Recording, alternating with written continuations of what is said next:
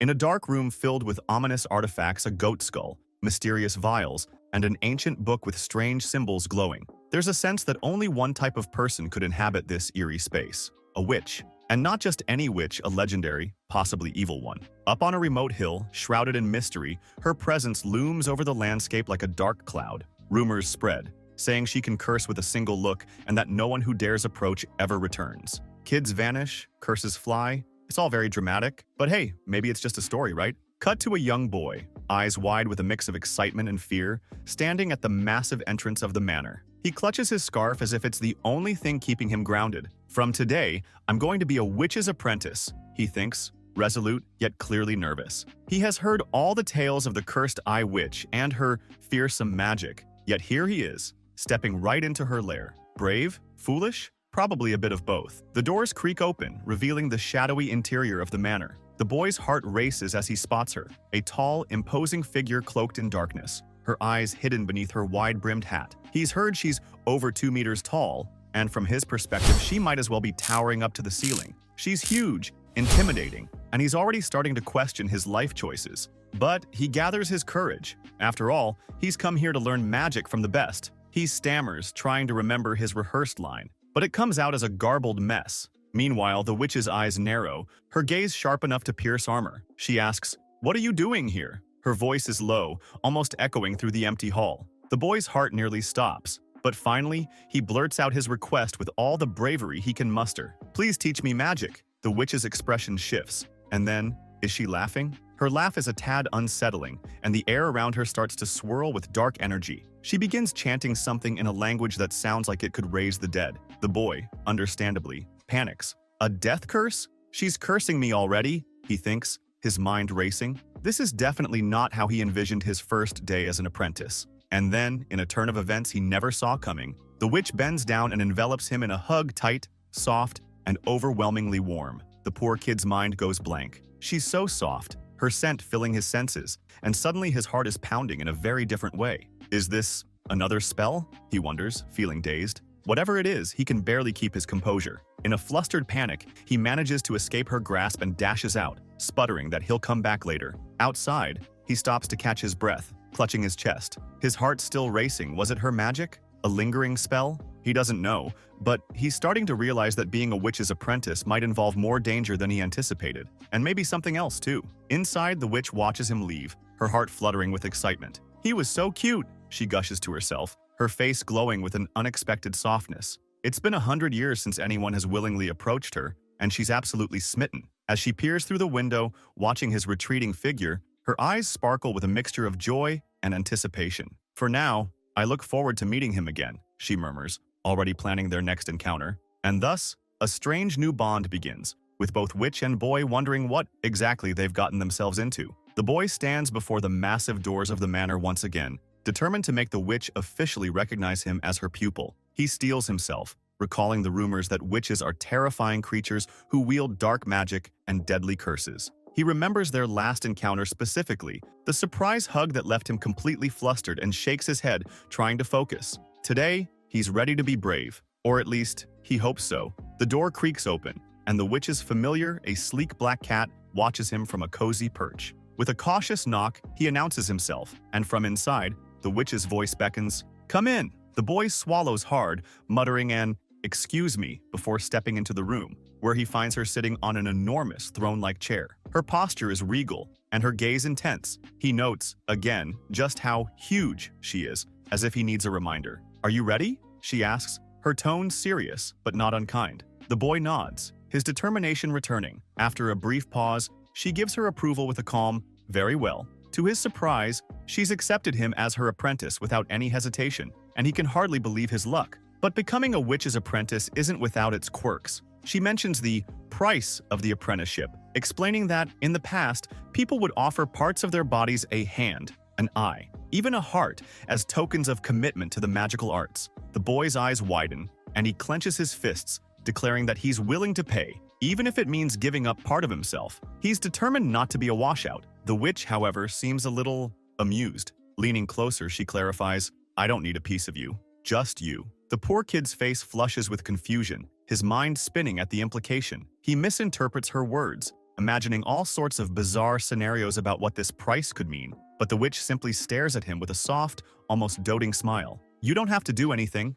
she reassures, bringing him into her lap as if he were a cherished pet. "You're so cute," she murmurs, patting his head with a tenderness he wasn't expecting. She gently insists that he doesn't have to do anything special. All she wants is for him to stay by her side and, well, be spoiled. Completely bewildered, the boy's cheeks glow a deep red. This is not how he thought an apprenticeship would go. As the boy tries to make sense of this unexpected training session, the witch reaches for his hand, saying, "I think there's a better way." She gently pats his head, her expression softening even more. In this moment, with the black cat purring by her side, the room feels more like a warm home than a dark manor of curses. He might not fully understand what's happening, but one thing is clear. He has become a witch's pupil, and from the way she gazes at him, he realizes that perhaps being her apprentice will involve a lot more pampering than he'd initially planned. And so, the curious and heartwarming dynamic between the determined young boy and his affectionate, yet slightly overwhelming witch mentor continues to unfold. Our story continues with the young boy nervously facing his latest challenge, his first official lesson in floating magic. With broom in hand, he steels himself,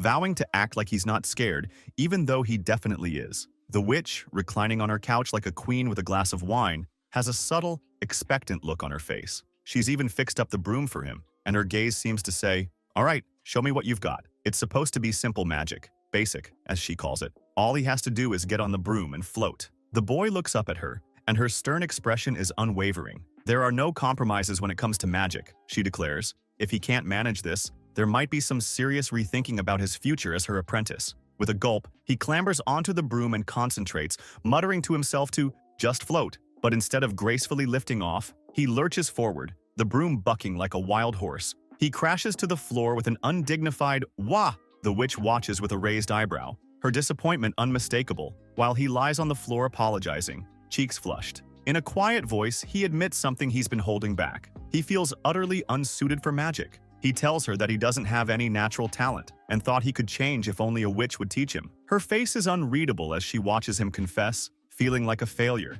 A flicker of flame appears in her hand and she mutters, "I don't need a failure." The boy tenses, expecting the worst, but then, in a surprising twist, she discards the faulty broom and offers him her own. Gently, she wraps her arms around him, positioning his hands on the broom. "What you lack is confidence," she whispers in his ear, her voice softer than he's ever heard it. Her towering presence, which usually feels intimidating, now feels like a warm shield around him. "Believe in yourself," she says, guiding him. With her help, he finally manages to take off, his face lighting up with joy as he soars a few inches above the floor. "I'm flying!" he exclaims, brimming with excitement and relief. When he lands, he's so grateful that he thanks her profusely, even apologizing for being such a lousy pupil. But the witch, visibly moved, simply smiles, the light in her eyes brighter than ever. "I'm so glad," she says, her joy palpable. As they discuss his training, she assures him that they'll find a broom that's just right for him. Encouraged by her kindness, he promises to practice hard and maybe even give her a ride someday. The witch, caught off guard by his sweetness, clutches her hat, face turning red as she internally gushes, "He's so cute, such a good boy." The boy, oblivious to her swooning, looks up at her with admiration, a newfound respect growing between them. And so, this unlikely pair of master and pupil, bonded by mutual encouragement and a dash of magic, are ready to take on whatever challenges come their way. In this next chapter of their strange partnership, the boy reflects on his master, wishing to understand her better through the study of magic. As a witch, she's still an enigma to him, sometimes scary but always fascinating. Determined, he digs into his books, only to stumble upon a curious spell, a spell for befriending. Clutching his notes, he shyly approaches the witch and asks for her name, a question that visibly takes her aback. "My name?" she repeats, her tone serious. For a witch, a name isn't just a title. It's a curse gifted by the devil himself. Why would a mere human want to know something so ominous? But he brushes it off, nervously explaining that he simply found the spell and thought it might help him get closer to her. Despite his innocent intentions, she still seems skeptical. Nevertheless, he tries the spell, earnestly writing his own name on one piece of paper. But when he goes to write hers, he realizes with a hint of embarrassment that he doesn't even know what it is. The witch watches his efforts in silence, perhaps a little touched by his clumsy determination. When she finally sees his notes and the spell, her reaction is less than pleased. To her, this is nothing more than a bogus spell, a childish superstition masquerading as magic. With a dramatic flair, she creates a portal and tosses his spell into the swirling void, declaring it blasphemous. The boy's face falls as she forbids him from studying such nonsense in the future. But in an unexpected twist, she doesn't leave him entirely in the dark. Instead, she decides to personally teach him the correct knowledge of magic, taking him to her grand library, a massive room filled to the brim with books she's collected over 100 years. She pulls him close, practically drowning him in her warmth as she begins to lecture. Overwhelmed by the close quarters, the boy has a hard time concentrating. His mind as muddled as the piles of books around him. After an intense lesson, he's left exhausted and flustered, still trying to process all the pressing information he's received. The witch, however, seems more amused than anything, pleased with her pupil's efforts. Finally, as he holds onto a piece of paper from his earlier befriending spell, the boy glances down and realizes he's written her name Esmeralda. She looks a little embarrassed, caught off guard by his genuine compliment about her beautiful name. Despite the spell's status as fake, he feels a newfound closeness with her. With a small, almost shy smile, she lets the name linger between them, perhaps not minding this strange, sweet connection after all. And with that, their bond grows ever stronger, as teacher and student slowly open up to each other in ways they never expected. The young apprentice shyly observes his master, a powerful witch with an air of cool mystery. She's lounging in her high-backed chair, her tall, pointed hat shading her eyes as she stares down at him with an intense gaze. She has an imposing presence, and even though he's her disciple,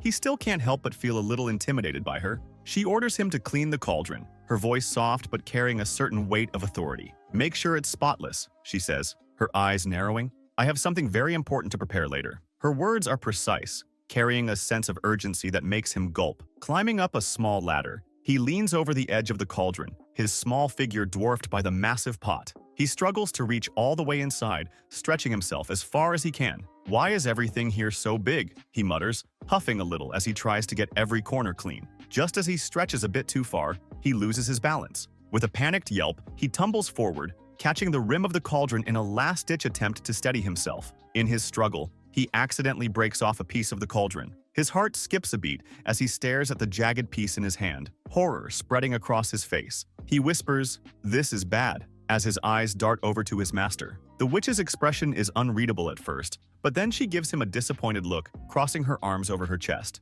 "I told you to be careful," she sighs, standing up with an air of calm authority. Her dark dress hugs her curves as she approaches, her heels clicking softly against the floor. He tries to stammer out an apology, offering to find a replacement, but she silences him with a gentle hand on his shoulder. "No replacement will do," she murmurs, her gaze softening just a little. "Once something is broken, it's never quite the same, not even with magic." Her tone is unexpectedly tender, catching him off guard. Before he can protest, she kneels down and lifts him into her arms with surprising ease, pulling him close against her as she says, "Let's go to my room. I need to tend to your injury." His cheeks turn bright red, his eyes widening in surprise as he stammers, What are you doing, master?" Ignoring his protests, she holds him tightly, almost possessively, as she strides toward her quarters. "Be a good boy now," she says softly, glancing down at him with a slight, teasing smile as her grip on him tightens just a bit. In her room, she sets him down gently on her bed. Her gaze softens, and for the first time he catches a glimpse of something warm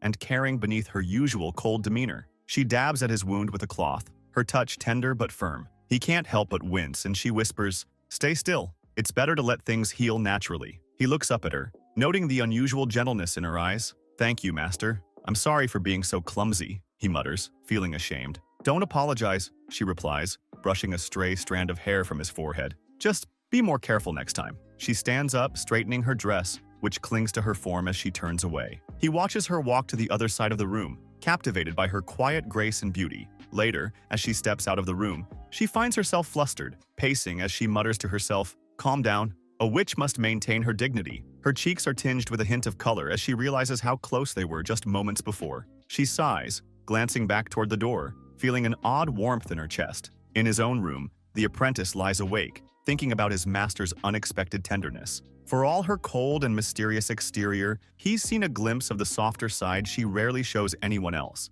And as he falls asleep, he realizes he's drawn not only to her power and wisdom, but also to the rare kindness she shows when no one else is watching. Hinata observes his master, a powerful witch, as she manipulates a snake-like stream of water with ease. She looks mysterious and focused, and Hinata can't help but be intrigued, wondering what goes on inside her head. He shyly tries to mimic her magic, his eyes filled with determination. When his master catches him watching, She offers a subtle smile and asks if he has any questions. Hinata hesitates, then asks how she creates the water snake. Her response? "I'm a dragon," she says, matter-of-factly, while he stares in awe, unsure if she's serious or just teasing him. As the lesson continues, his master instructs him to calm his mind and try manipulating a glass of water himself. Nervous but eager, he attempts it, but his focus wavers, and water splashes everywhere. His master, standing close and observing, notices his scattered concentration. Her face inches near his, a bit too close for comfort, and Hinata's mind becomes even more unfocused. Suddenly, another splash of water hits her directly, leaving her drenched. Hinata panics, apologizing profusely as he realizes his mistake. Her soaked form catches his attention, and, much to his horror, she asks him to help dry her off. Flustered, he kneels, rubbing her dripping legs with a cloth. His embarrassment grows as he tries not to look anywhere inappropriate, but her expectant gaze keeps him on edge. After attempting to dry her, he realizes he can't reach her hair due to her towering height. She teases him with a gentle, menacing aura, causing him to jump, almost slipping in the process. As if fate intended, he loses his footing, and his hand accidentally lands somewhere it shouldn't. Both freeze in shock, Hinata blushing furiously as he tries to apologize. To make matters worse, a cascade of water follows his clumsy recovery attempt, drenching them both again. His master, now visibly embarrassed, mutters that he's a bit of a perv, though her flustered expression betrays any anger she might try to show. Hinata sits there, soaked and mortified, certain he's made the worst impression yet. As the scene unfolds, Esmeralda, drenched from head to toe, sits on the floor, her long black hair slick against her face and shoulders, water dripping from her every curve. Her soaked dress clings to her figure, accentuating every contour, and her cheeks are flushed from the commotion. She looks over at her apprentice, a little exasperated but more amused than angry. Hinata, her young apprentice, sits across from her, wide-eyed and clearly flustered, his gaze darting anywhere but directly at her. The unexpected turn of events has left him feeling both guilty and captivated by his master's elegant yet disheveled state. He gulps, trying to shake off his embarrassment, yet unable to hide his admiration. Esmeralda rises slowly, her damp dress clinging to her as she stands, giving Hinata a teasing glance, sensing his unease. She sighs, a playful smile tugging at the corner of her lips as she notices his blushing cheeks. With a soft but commanding tone, she tells him it's no good to stay soaked, and he needs to change out of his wet clothes. Taking a step closer,